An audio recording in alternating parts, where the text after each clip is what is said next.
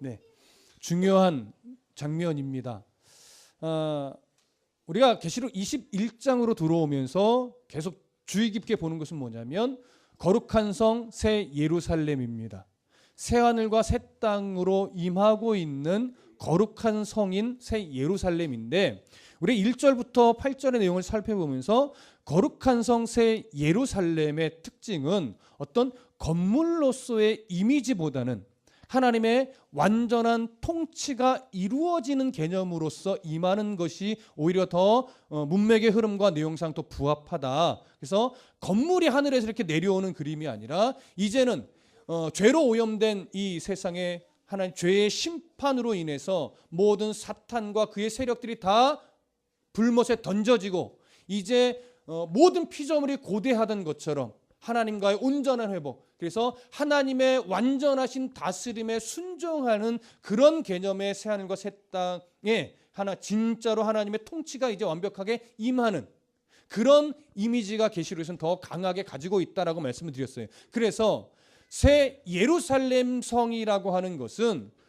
그 안에 그 새 예루살렘 성이 임함으로 말미암아 가장 중요한 특징 하나가 나타나는데, 그 특징이 무엇이냐? 바로 4절이었어요. 4절, 21장 4절 함께 읽어볼까요? 시작. 모든 눈물을 그 눈에서 닦아주시니 다시는 사망이 없고 애통하는 것이나 곡하는 것이나 아픈 것이 다시 있지 아니하리니 처음 것들이 다 지나갔음이로라.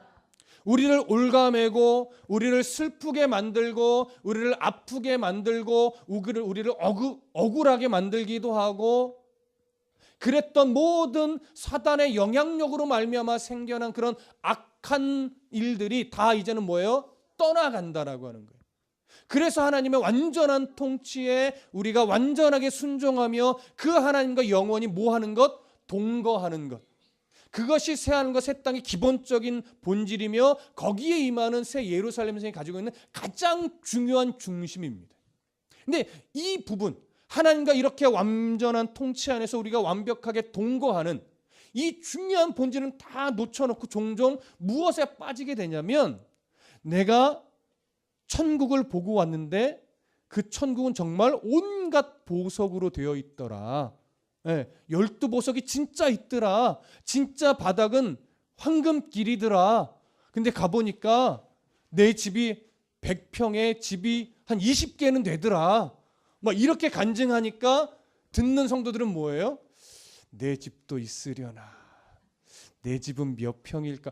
방은 좀 5개 이상 됐으면 좋겠는데, 이런 이상한 소망을 꿈꾸면서 하나님이 계시록을 통해서 보여주고자 하는 진짜 본질은 놓쳐버리고, 야, 천국이 그렇게 멋진 보석들로 가득해? 막 이런 기대를 자꾸 갖게 되는 거예요. 우리가 오늘 본문을 이렇게 살펴보면서 이제 확인하겠지만, 계시록에 나와 있는 특히 새 하늘과 새 땅, 새 예루살렘 성을 어떤 묘사하고 있는 보석들의 이미지는 다 상징적입니다.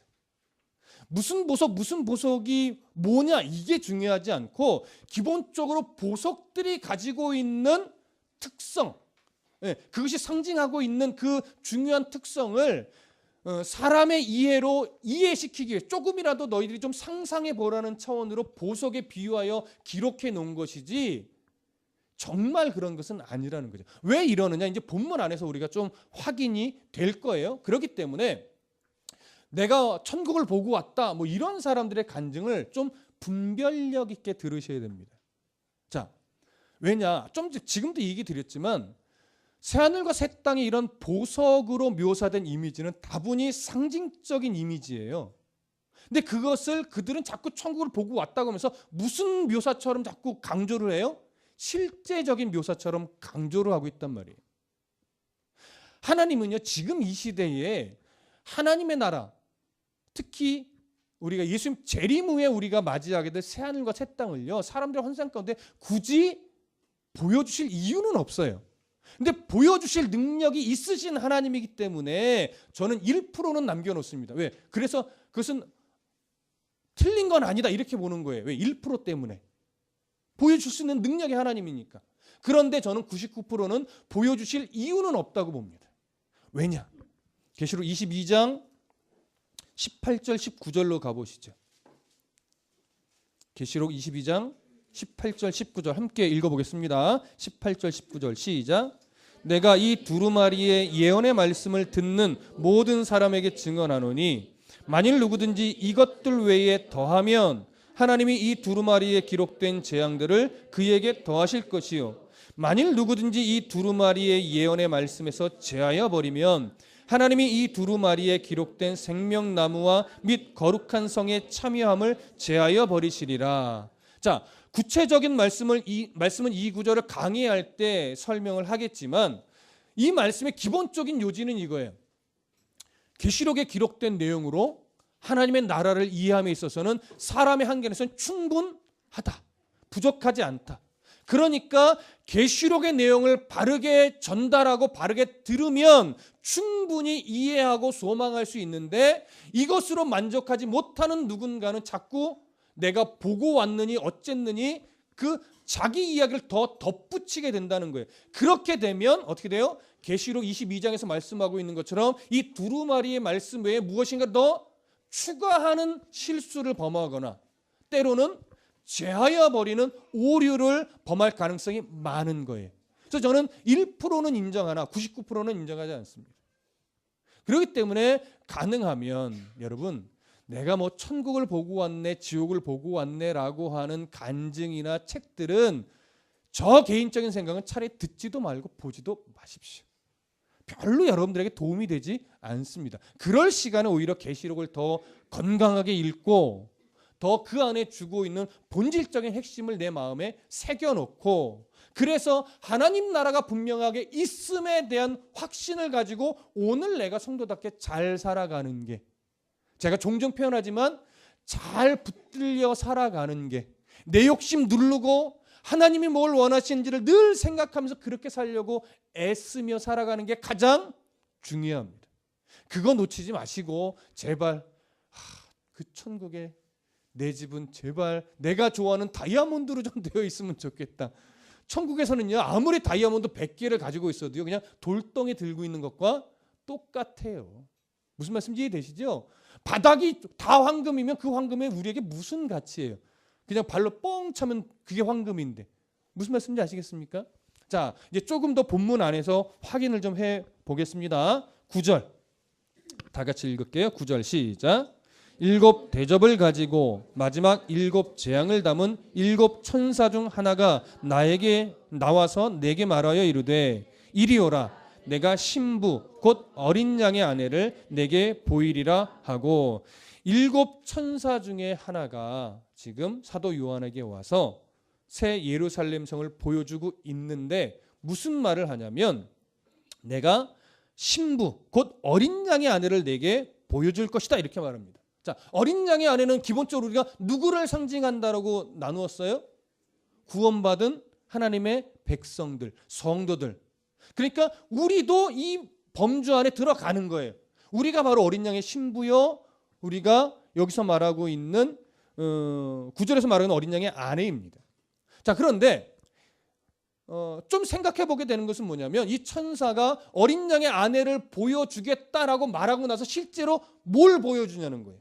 자, 10절 읽어볼까요? 10절 함께 읽습니다. 시작. 성령으로 나를 데리고 크고 높은 산으로 올라가 하나님께로부터 하늘에서 내려오는 거룩한 성 새 예루살렘을 보이니. 자, 어린 양의 아내를 보여줄게라고 해놓고 실제로는 새 예루살렘 성을 보여준다는 주고 있는 거예요. 그렇다면 이 의미대로만 이해하면 어린 양의 아내는 곧 뭐라는 거예요? 새 예루살렘이라는 거죠.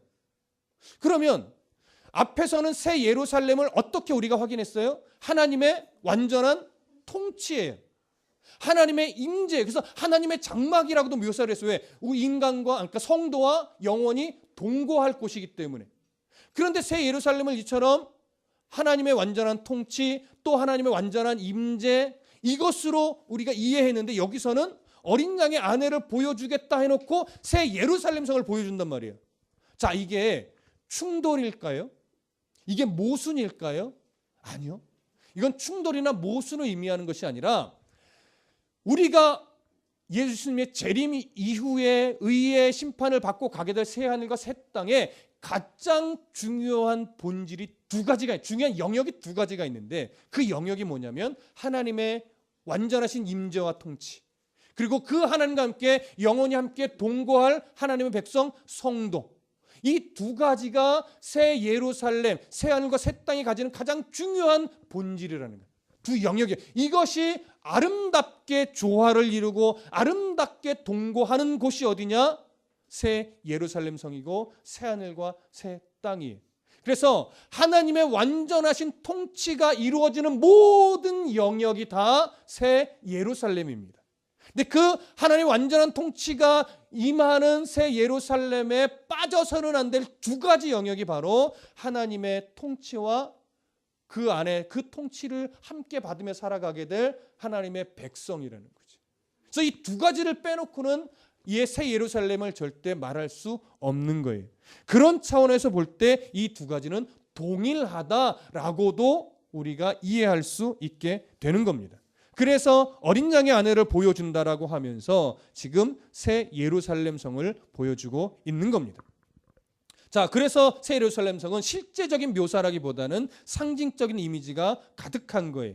자, 그런 이해를 조금 더 가지고 나서 이제 11절부터 27절까지의 내용을 살펴볼 건데요. 이 11절부터 27절에 기록되어 있는 새 예루살렘에 대한 묘사는 결국은 하나님의 통치가 완벽하게 이루어지는 교회 공동체의 특징을 상징적으로 묘사하고 있는 설명이다. 이렇게 일단 제가 결론을 내릴 수 있습니다. 그래서 오늘 11절부터 21절에 기록되어 있는 이런 어떤 건물에 대한 이런저런 묘사는 다 사실적인 묘사가 아니라 상징적인 묘사로 우리가 이해하게 되는 것입니다. 자, 11절부터 21절을 잘 읽어보면 특별히 두 가지에 대한 묘사로 좀 나눌 수 있어요. 하나는 성에 대한 묘사이고 또 하나는 성곽, 성벽이죠. 성벽, 성곽에 대한 묘사로 나눠집니다. 그래서 이 두 가지를 살펴보면서 이 새 예루살렘 성의 가장 중요한 특징이 뭐냐, 이걸 우리가 더 점검할 건데, 먼저 성에 대한 묘사부터 좀 살펴보려고 합니다. 11절 다 같이 읽어보겠습니다. 11절 시작. 하나님의 영광이 있어 그 성의 빛이 지극히 귀한 보석 같고 벽옥과 수정같이 맑더라. 자, 거룩한 성 새 예루살렘을 뭐라고 묘사하냐면 이 성을 하나님의 영광이 있다라고 표현하는데, 이것은 거룩한 성인 새 예루살렘이 하나님의 영광을 가지고 있다라고 하는 의미.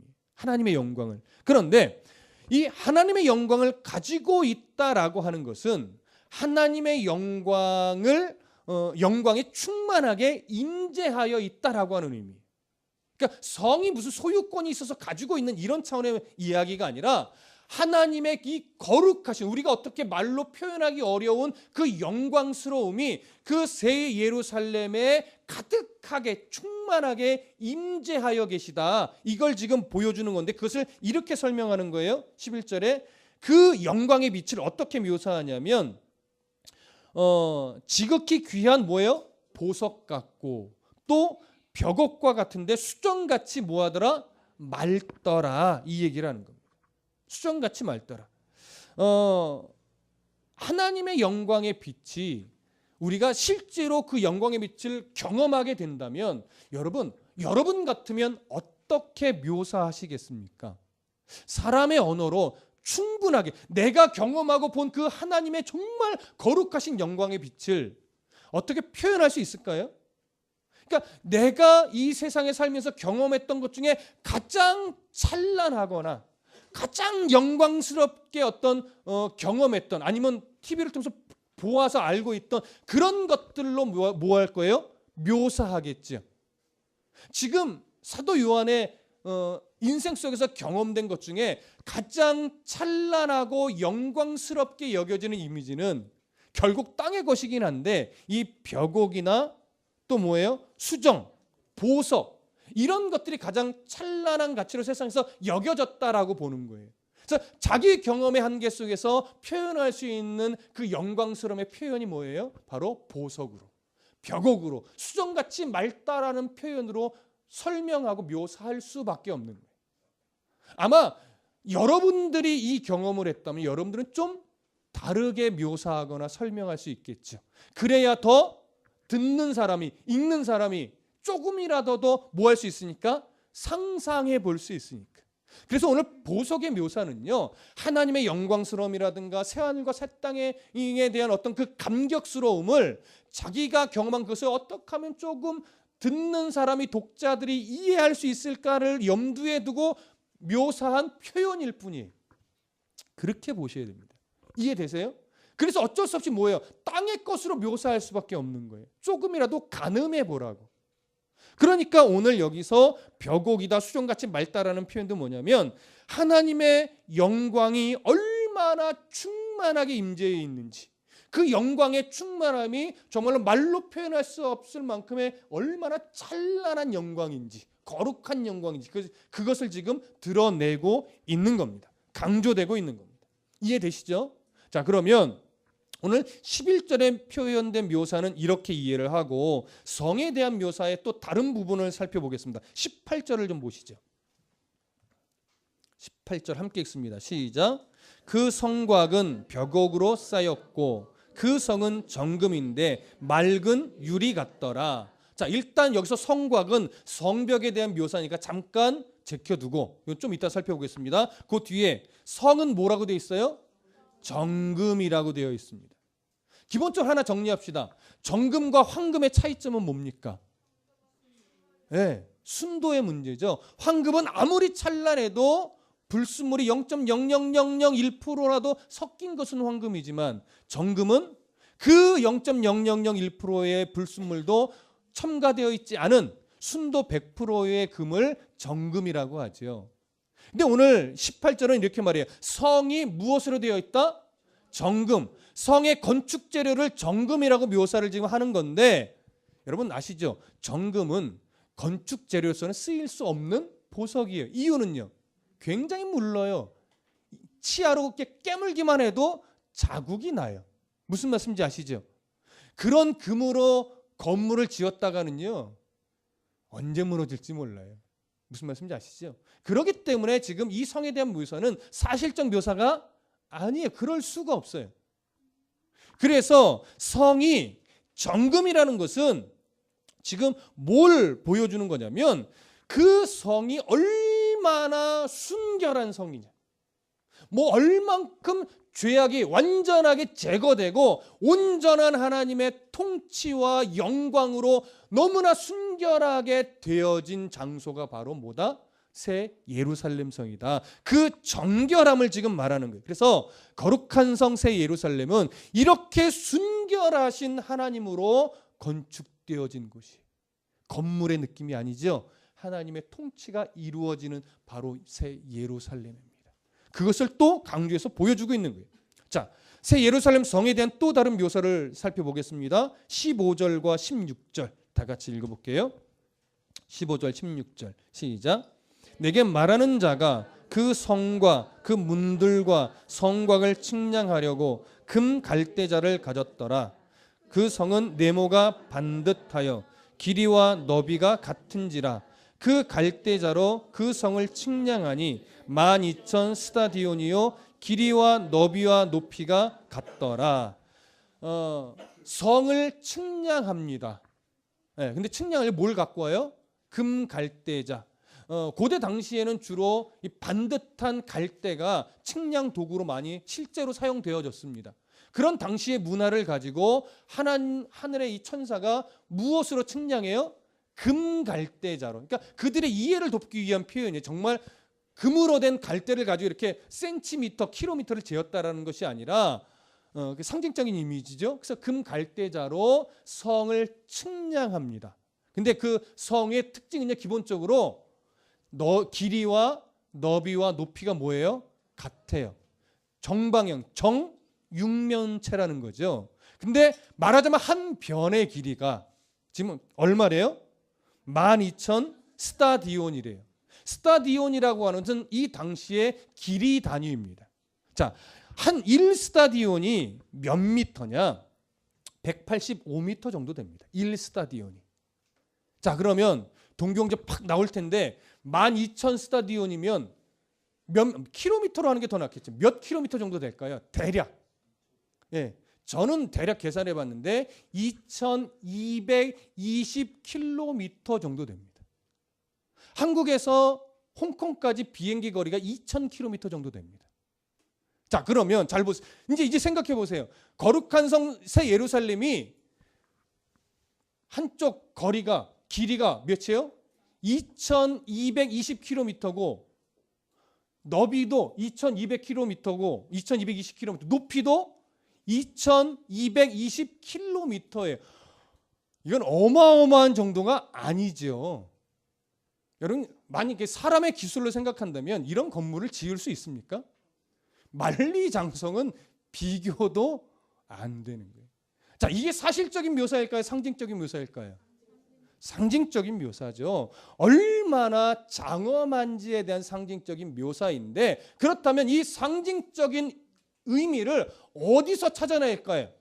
어떤 부분에서 이 상징적인 의미를 도출해내야 될까요? 바로 12,000이라고 하는 숫자에서 찾아내야 됩니다. 왜냐하면 계시록에서는 언제나 10이라고 하는 숫자, 12,000이라고 하는 숫자가 종말론적으로 중요한 의미를 담고 사용되어 왔기 때문에 그렇습니다. 자, 12,000이라는 숫자는 기본적으로 어떻게 구성되어진 걸로 볼까요?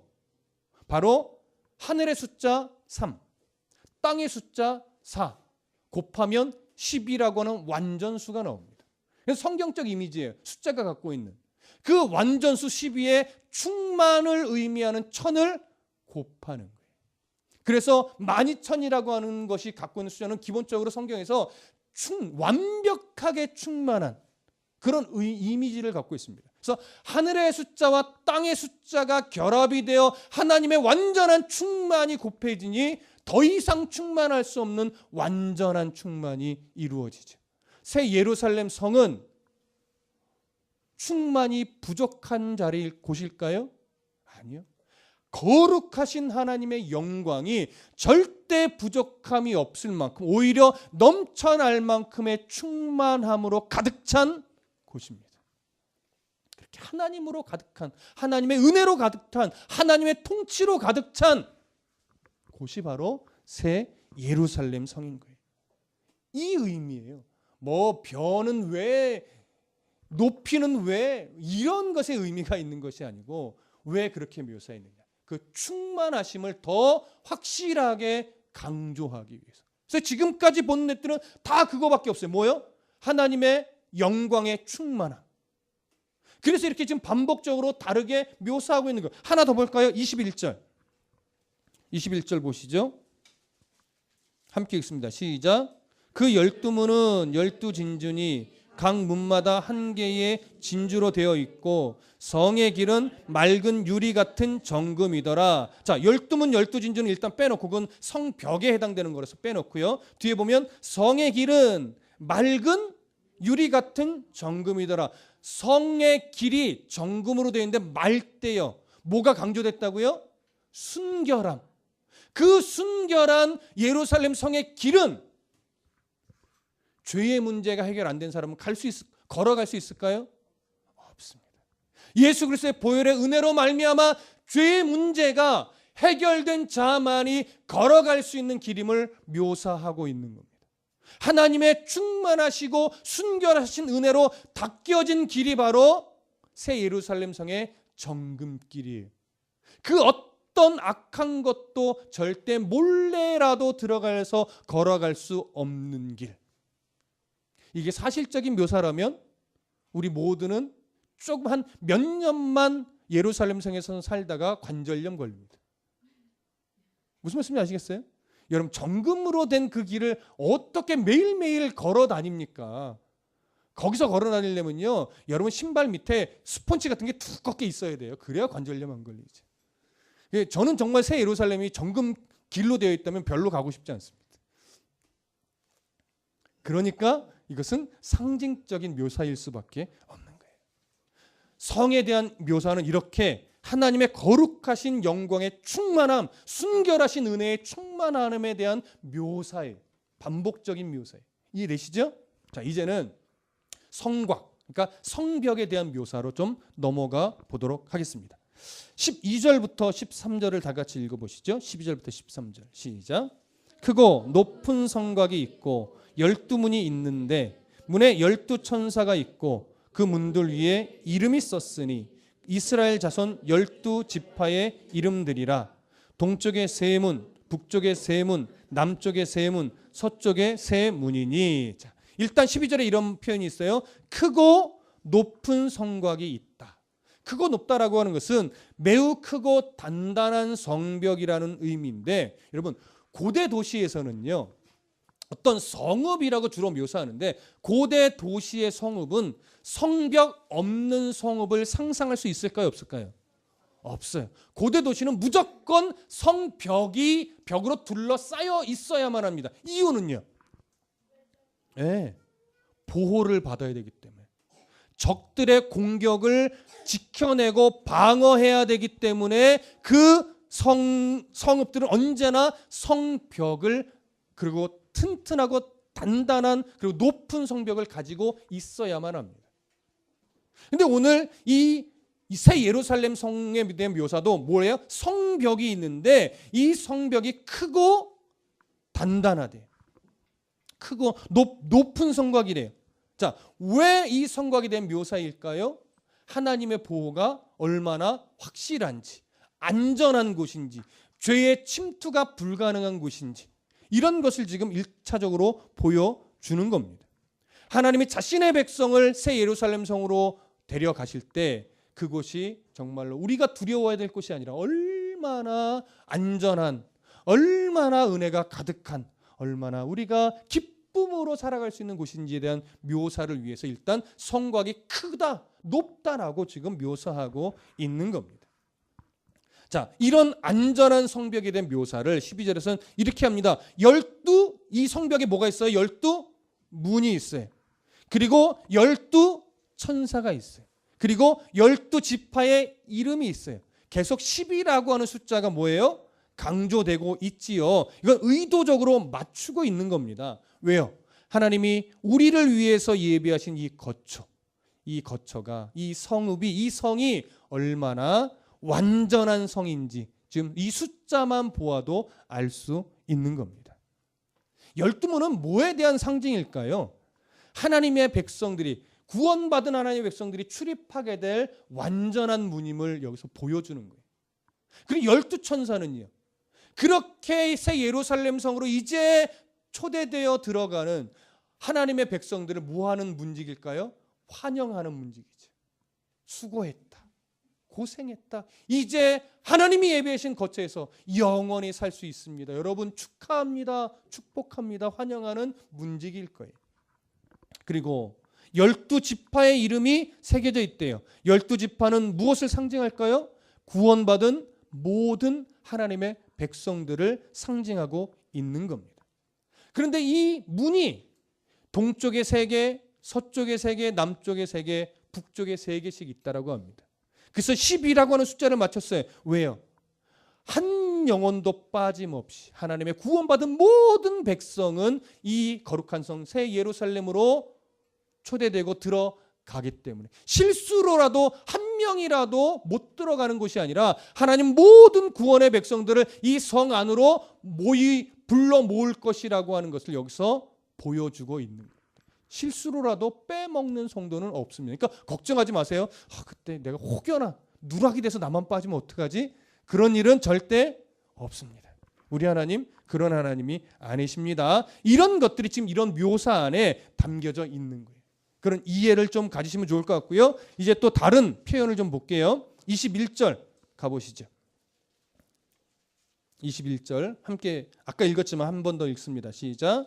그 12문은 12진주니 각 문마다 한 개의 진주로 되어 있고, 거기까지. 그 성벽에 12문이 있어요. 그런데 물론 그 문이 동쪽에 3개, 동서남북으로 3개씩 있는 문인데 문 하나가 뭘로 만들어져 있대요? 진주. 얼마나 큰 진주일까요? 여러분 이 땅에서는 보지도 못한 진주일 거예요. 문 하나가 그냥 진주 하나로 되어 있대요.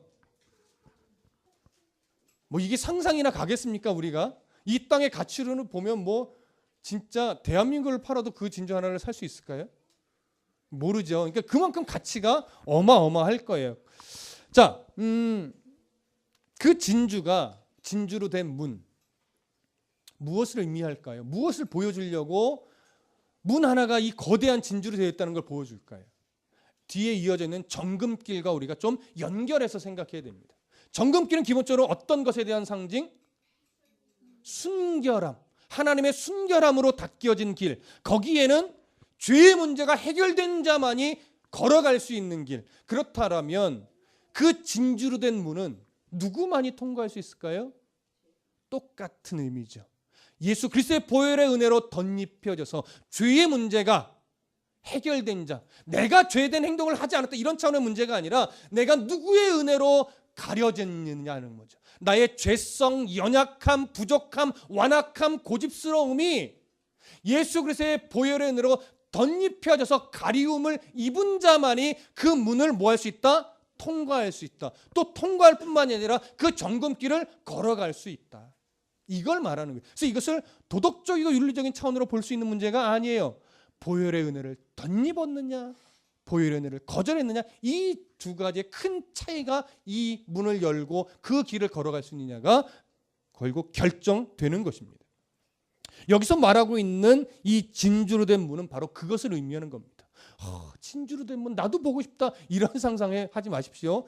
우리가 나중에 정말 새하늘과 새 땅에 갔을 때 아마 이 진주 문은 보기 어려울 겁니다. 왜? 이건 상징적인 묘사이기 때문에 정말 문을 열고 가게 되는지 알 수 없어요. 가봐야 하는 겁니다. 이해되시죠? 그래서 그런 묘사에 너무 현혹되지 마시고요. 이 보혈의 은혜라는 것이 왜 중요하냐면 계시록 22장 14절을 한번 가보세요. 나중에 살펴볼 내용이지만 22장 14절 함께 읽어봅니다. 시작. 자기 두루마기를 빠는 자들은 복이 있으니 이는 그들이 생명나무에 나아가며 문들을 통하여 성에 들어갈 권세를 받으려 함이로다. 자, 누가 그 예루살렘 성의 문을 통과한다고요? 두루마기를 빠는 자. 무슨 말이에요? 예수 그리스도의 보혈의 은혜를 덧입은 자만이 이 성의 문을 열고 들어갈 권세를 얻는다라고 하는 것을 여기서 정확하게 보여주는 것이죠. 자, 그러면 이제 이 정도 이 성의 문에 대해서 좀 정리하시고 이제는 몇 절을 보시냐면 14절을 볼게요. 성벽에 대한 또 다른 묘사입니다. 14절 함께 읽습니다. 14절 시작. 그 성의 성곽에는 12기초석이 있고 그 위에는 어린 양의 12사도의 12 이름이 있더라. 자, 성의 성곽, 성벽이죠. 그 성벽에 뭐가 있냐면 12기초석이 있대요. 기초석은 무슨 역할을 하는 거예요? 성벽이 무너지지 않게 지탱해 주는 역할을 하는 것이죠. 근데 그 성벽에 12개의 기초석이 있대요. 근데 그 기초석에 12사도의 이름이 있대요. 자, 12사도의 이름이 있다라고 하는 결국 무엇이냐면 이 성벽이 무엇을 기초로 세워진 것이냐를 지금 보여주는 건데 12사도의 이름을 기초로 해서 세워진 거라는 의미일까요? 아니죠. 12사도가 가르쳤던, 전했던 그 복음의 기초 위에 성벽이 세워졌다라고 하는 거예요. 그 복음으로, 하나님의 말씀으로. 그렇기 때문에 이 성벽이 보여주는 의미는 뭐냐면 복음의 기초 위에 세워진 교회 공동체를 의미하는 겁니다. 그래서 하나님의 영광스러움과 그 하나님이 우리에게 주신 말씀의 기초 위에 세워진 성도들이 유기적으로 동거하는 곳이 어디예요? 새 예루살렘임을 지금 보여주는 거예요. 그래서 성에서는 하나님의 영광스러움이 많이 강조되었다면 성벽은 거룩한 하나님의 보혈로 덧입은 백성들이 조금 더 강조되고 있는 표현입니다. 조금 더 보실까요? 성벽이 12기초석에는 12사도의 이름이 있는데 12문에는 아까 뭐가 있었죠? 12문에는 12절 다 같이 읽어볼까요? 한 번 더 시작. 크고 높은 성곽이 있고 12문이 있는데 문에 12천사가 있고 그 문들 위에 이름이 썼으니 이스라엘 자손 12지파의 이름이 있더라. 성벽의 12개의 기초석에는 12사도의 이름이 있는데 12문 위에는 12지파의 이름이 있어요. 자, 12와 12가 같이 공존합니다. 그렇죠? 무슨 의미예요? 이 두 가지가 왜 그 성벽을 이루고 있을까요? 구원받은 백성은 신약의 성도만 의미하는 것이 아니고 또 때로는 구약의 성도만 의미하는 것이 아니고 구약에서 오실 메시아를 바라봤던 모든 하나님의 백성들, 그리고 오신 예수님을 믿으며 다시 오실 예수 그리스도를 바라보고 살아가고 있는 신약의 모든 하나님의 백성들, 그들이 다 새 예루살렘 성에서 함께 하나님과 동거하는 교회 공동체라는 의미, 새 예루살렘 성의 공동체라는 의미를 여기에 담고 있는 겁니다. 그러니까 결국 뭐예요? 완전한 하나님의 백성 교회 공동체를 여기서는 의미하는 겁니다. 구약의 그 어떤 자도 하나님의 선택받은 자라는 놓치지 않으셨습니다. 신약의 어떤 백성도 하나님의 선택된 백성은 하나님이 놓치지 않습니다. 그 모든 하나님의 백성들이 모여서 완전하게 한 공동체를 이루어 하나님과 동거하는 곳이 바로 거룩한 성, 새 예루살렘인 것입니다. 자, 이제 조금 남았습니다. 19절부터 20절에 보시면 함께 읽어볼까요? 19절부터 20절 시작. 그 성의 성곽의 기초석은 각색 보석으로 꾸몄는데 첫째 기초석은 벽옥이요, 둘째는 남보석이요, 셋째는 옥수요, 넷째는 녹보석이요, 다섯째는 홍만호요, 여섯째는 홍보석이요, 일곱째는 황옥이요, 여덟째는 노곡이요, 아홉째는 담황옥이요, 열째는 비추옥이요, 열한째는 청옥이요, 열두째는 자수정이라. 저를 보세요. 12기초석이 보석으로 되어 있는데 12가지의 보석을 지금 나열하고 있습니다. 여러분 혹시 이 12보석을 보신 적이 있습니까? 주석들을 쭉 여러 개를 참고해 보면 학자들은요, 무슨 노력을 하냐면 여기서 말하고 있는 벽옥은 오늘날의 무슨 보석일 것이다, 여기서 말하고 있는 홍보석은 오늘날의 무슨 보석일 것이다, 자꾸 다 매치를 시키려고 해요. 근데 그게 정확하게 이게 맞다 이게 아니라 다 뭐냐면 이것일 것이다예요. 그러니까 어떤 거는 맞을 거예요. 어떤 거는 표현하는 것이 정확하게 오늘날 우리가 알고 있는 어떤 보석과 매치가 잘 되는 것도 있는데요. 어떤 것들은 이것일 수도 있고 저것일 수도 있겠다라고 하는 것도 있어요. 그러니까 우리가 아직 모르는 보석도 여기에는 기록이 되어 있어요. 어쩌면 이 땅에 없는 보석일 수도 있어요. 요한이 갖고 있는 어떤 이미지 속에서 그려놓은 거기 때문에. 그렇다면 여러분, 이 보석 하나하나가 어떤 중요한 의미가 있을까요? 앞에서도 얘기했지만 이 보석 하나하나에 어떤 의미가 들어가 있는 거 아니에요? 아니에요. 그걸 의미를 부여하기 시작하면 이게 어떻게 하냐면 보통 이제 신학적인 용어가 알레고리칼하게 가는 거예요. 이 풍유적으로 가게 돼 있어요. 그러면 굉장히 은혜롭고 신비로워요. 여러분 뭐 여기서 말하는 벽옥, 남보석은 이런 의미가 있는데 이것이 오늘날 이렇게 적용이 되기 때문에 여러분 보석은 이 보석과 같은 교회의 12 지도자를 상징하는, 예를 들어 이렇게 가면 이제 교회의 12 지도자를 막 높이게 되고 그 중에 대장 보석은 이거니 이 대장 보석은 담임 목회자를 상징하는 겁니다. 이렇게 가면 이제 골 때리게 죄송합니다. 이상해지게 가는 거예요. 이게 평상시 쓰던 말이 막 나오죠. 교회가요 그렇게 하면 변질돼지는 거예요. 목사가 막 올라가는 거예요, 여러분. 그 순간 교회는 이제 신비한 교회로 뭐 하는 거예요? 전락되는 거죠. 그러면 이제 그 순간 하나님이 버리시는 교회가 되는 거지 그런 거 아닙니다. 이 12개의 보석이 갖고 있는 그냥 전체적인 이미지 뭐예요?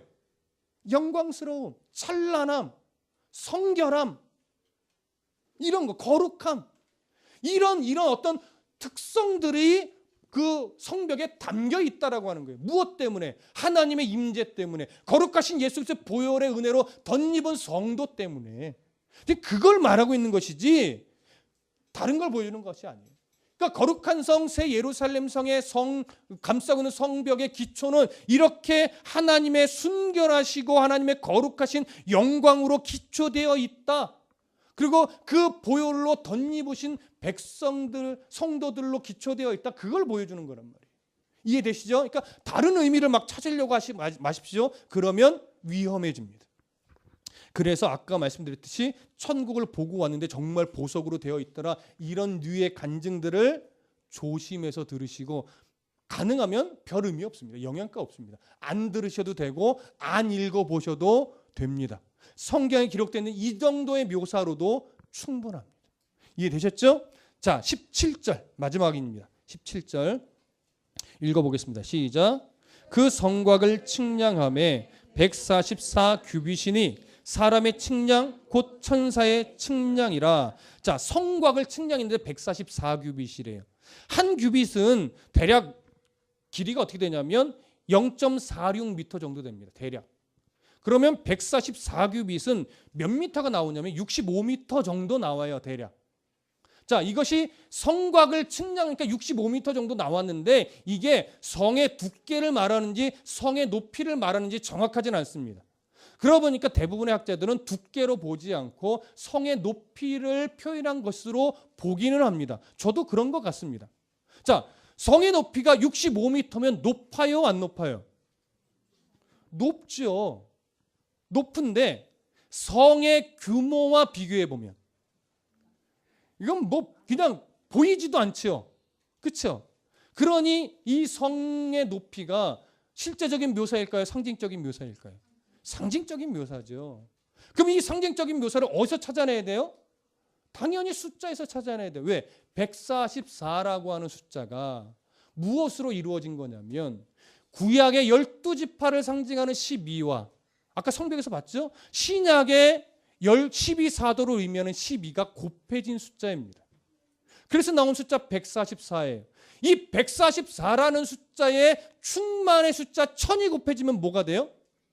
인침을 받은 숫자 14만 4천이 나오는 거예요. 물론 계시록 앞에서 14만 4천이 나올 때는 한 지파당 12,000명씩 12지파를 계산해서 충만의 수 14만 4천이 더해서 나왔지만 그 계산과 구약의 12지파와 신약의 12사도 결국 이것은 뭐냐면 구약의 하나님의 구원받은 백성과 신약의 구원받은 백성을 상징하는 거예요. 그 숫자가 곱해진 144에 그 구원함이 얼마나 충만한가를 상징하는 1000이 곱해져서 14만 4천이 나왔다라고 하는 것은 계시록에 끊임없이 보여주고 있는 능히 셀 수 없는 큰 무리에 해당되는 동일한 의미가 되는 겁니다. 그러니까 하나님이 구원하신 신약과 구약의 백성들은 소수일까요? 충만할까요? 예, 우리가 우리의 계산으로의 충만은 아니에요. 그러나 하나님이 보실 때 충만하게 자기 백성들을 구원해 내실 겁니다. 그 충만한 하나님의 신구약의 완전한 백성들을 상징하는 것이 바로 144 규빗이라고 하는 숫자에 담아 놓은 상징입니다. 자, 무슨 말씀인지 이해되시죠? 자, 우리가 바로 이 구원받은 백성에 속해 있음을 우리는 오늘 확인한 겁니다. 여기서 다른 교훈을 드릴 건 없습니다. 하나입니다. 바로 이 충만한 하나님의 영광이 충만하고 하나님의 구원받은 백성이 그 충만한 속에서 아름답게 영원토록 동거하게 될 새 예루살렘 성의 주민으로 저와 여러분들이 들어가 있음을 확인한 겁니다. 이것이 소망이 되고 이것이 은혜가 되고 이것이 오늘의 삶을 견디어낼 수 있는 힘이 되셨으면 좋겠습니다. 우리 입술에 자꾸 나오려고 하는 불평과 원망을 제거할 수 있는, 버릴 수 있는 힘이 되셨으면 좋겠습니다. 땅의 어떠함 때문에 우리가 어떻게 되지 않습니다. 왜요? 하나님이 우리를 하나님 나라의 구원의 백성으로 충만한 영광으로 세워놓으신 그 예루살렘 성의 주민으로 우리가 이미 등록되어 있기 때문에 그렇습니다. 생명책에 우리의 이름이 기록되어 있단 말이에요. 그러니 여러분, 이 소망이 오늘을 즐겁게 기쁘게 살아갈 수 있는 그런 힘이 되는 소망으로 꼭 자리 잡으시기를 부탁합니다. 기도하겠습니다.